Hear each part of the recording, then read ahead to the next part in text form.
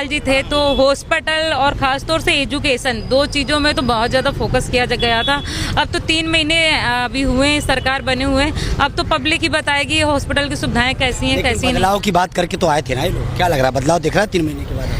देखिए, मुझे नहीं लगता है कितना ज़्यादा बदलाव आया है, खास तौर से जिस तरीके से ये लोग जितना दिखावा कर रहे हैं पब्लिक में तो उतना नहीं है। और अगर मैं बात करूं गरीबों की बात करूं, अब मेरी बात की अगर आप बात करोगे तो पहले प्रगति मैदान की झुग्गी तोड़ी गई, फिर उसके बाद सुंदर नर्सरी तोड़ी गई, प्रगति मैदान के सामने वाला एरिया तोड़ा गया। अब हमारे बगल में एक झुग्गी पड़ती है मद्रासी कैंप, ये भी तोड़ा जा रहा है। LG साहब आए थे जो ऑर्डर करके गए थे यहाँ पे पिकनिक स्पॉट बनाना है।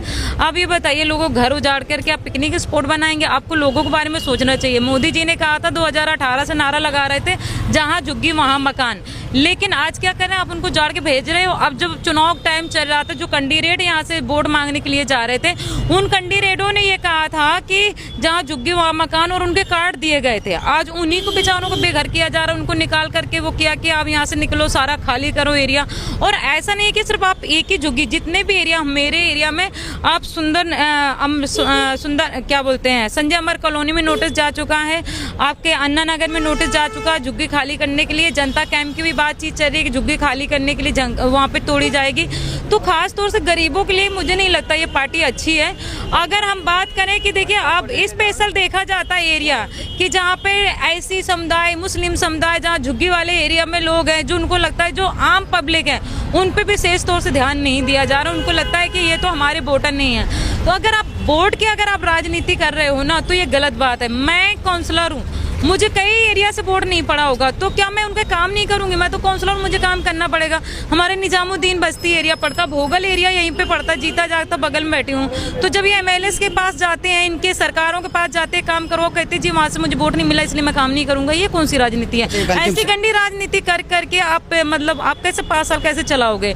लोगों के स्कूल, जो प्राइवेट स्कूलों में कितनी फीस बढ़ गई है आप मुझे बताइए। कहते कानून हम लेके आए प्राइवेट स्कूलों में फीस ना बढ़े। 2 स्कूल बता दीजिए जहाँ पर फीस माफ हुई हो, नहीं हो रही है ना। तो फिर कैसे सरकार अच्छी? कम से कम आम आदमी पार्टी की जो सरकार थी, केजरीवाल जी की सरकार थी, वो गरीबों के बारे में तो सोचती थी ना। ये तो गरीबों को जाने का काम कर रहे हैं। एक अंतिम सवाल, क्या लगता है झुग्गी झोपड़ी तोड़ने के बाद कोई बड़ा स्मार्ट सिटी बनाने की तैयारी चल रही है दिल्ली को बड़ा अच्छा बनाने की? देखो ना, आप स्मार्ट सिटी बना के करोगे भी क्या? मैं कहती हूँ कि आप कितना भी स्मार्ट सिटी बना लो, जहाँ पे लोग नहीं रहेंगे तो आपकी स्मार्ट सिटी का क्या मतलब है? जब कोविड आया था 2022-23 में, तो यही जो गरीब लोग हैं ये सब अपने अपने घरों चले गए थे। और जब ये अपने घर गए थे तो सारे लोगों के ना रोजगार खत्म हो गए थे, धंधे खत्म हो गए थे, लोगों की फैक्ट्रियां बंद हो गई थी, घर में काम करने वाला नहीं मिल रहा था, इनके कपड़े धोने वाले, इनके गाड़ी ड्राइवर, इनको कोई भी नहीं मिल रहा था। अब ये बताइए, जब मैन पावर ही नहीं रहेगी, जब गरीब ही नहीं रहेगा आपके यहाँ पे दिल्ली में, तो आप बना के करोगे क्या? जिस दिन आप इनको भगा दोगे, आप बता लो, अपना चला लो सिस्टम। आप देश का सिस्टम चला सकते हो, बिना इनके चला सकते हो? नहीं चला सकते ना। तो गलत कर रही है सरकार। अगर इनके साथ ऐसा हुआ कि दिल्ली से हर गरीब आदमी अगर चला गया ना तो सरकार भी ठप हो जाएगी। चलिए,